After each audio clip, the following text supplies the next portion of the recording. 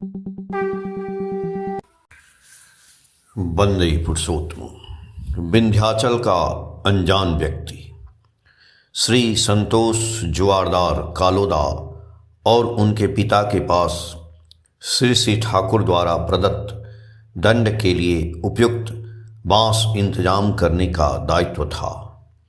संतोषदा और उनके पिताजी विभिन्न पहाड़ी इलाकों से खोजबीन करके उपयुक्त बांस इकट्ठा करते थे दंड के लिए। इसी सिलसिले में श्री संतोषदा एक बार ट्रेन से उत्तर प्रदेश के विंध्याचल नामक एक स्थान पर गए। स्टेशन से उतरकर पैदल 10-12 मील दूर विंध्येश्वरी पहाड़ के जंगलों से उपयुक्त बांस कटवाकर एक बैलगाड़ी में लाद करके शाम 4 बजे स्टेशन लौटे। विंध्याचल स्टेशन निर्जन था, सुनसान था, खाली था, कोई नहीं था वहाँ पे। बांस के बोझ को एक तरफ रखवाकर मजदूरों को पैसे दे दिए और एक लोहे के बेंच पर बैठ गए तथा ट्रेन का इंतजार करने लगे। उस समय पूरे दिन में 1 या 2 ट्रेन उस स्टेशन पर रुकती थी। टिकट घर बंद रहने के कारण टिकट भी नहीं लिए। वहाँ एक ही व्यक्ति पर स्टेशन का पूरा दायित्व था। कुछ देर तक मजदूरों के साथ बातचीत करने पर पता चला कि यह जंगल चंबल के डाकुओं का इलाका है। चोरी डकैती और हत्या यहाँ सदा होते रहता है। कुछ देर बाद वह मजदूर भी चले गए। धीरे धीरे अंधेरा होने लगा।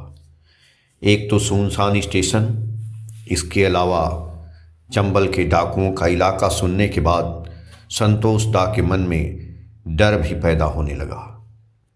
मन ही मन वे श्री ठाकुर का मंत्र जाप करने लगे।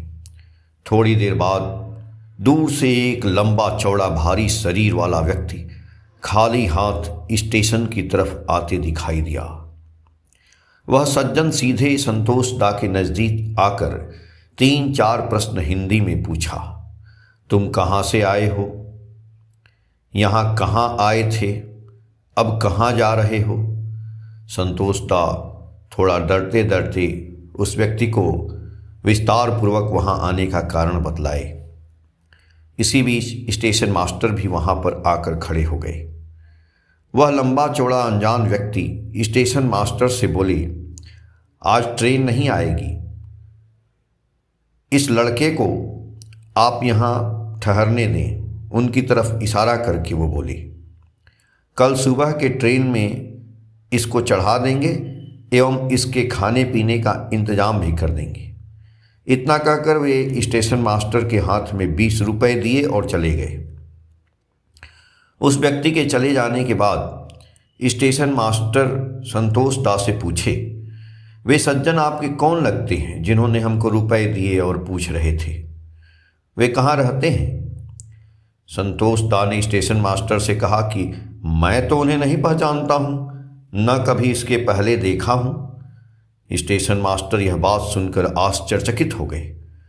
स्टेशन मास्टर समझ रहे थे कि वे संतोषदा के परिचित हैं और संतोषदा समझ रहे थे कि वे स्टेशन मास्टर के परिचित हैं। बाद में स्टेशन मास्टर को पता चला कि सही में आज की ट्रेन रद्द हो गई है और यह बात तो स्टेशन मास्टर में को पहले जानकारी मिलती है, लेकिन उस अनजान व्यक्ति को ट्रेन रद्द होने की खबर कैसे मिली, समझ में नहीं आ रहा था। उस सुनसान निर्जन इलाके में स्टेशन मास्टर के क्वार्टर में संतोषदा को रात में ठहरना पड़ा। स्टेशन मास्टर उनके खाने पीने का इंतजाम भी कर दिए एवं सुबह स्वयं ट्रेन का टिकट काटकर ट्रेन में चढ़ा भी दिए।